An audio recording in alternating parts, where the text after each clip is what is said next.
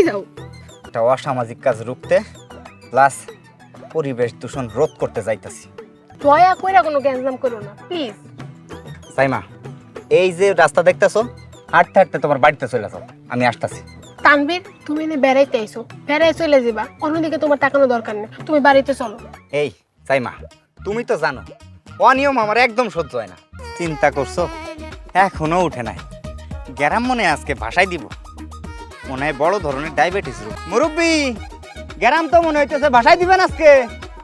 কে জামাই, তুমি এখানে? জি আব্বা, আমি।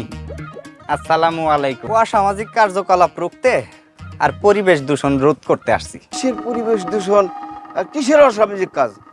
আমি তো এখানে এগুলো কিছু দেখতাছি না। আব্বা, আপনি এই যে রাস্তার পাশে মূত্র বিসর্জন করতে বসছেন, এটা দেখাই আমি সুইটে আসছি। অনিয়ম আমার একদম সহ্য হয় না আব্বা।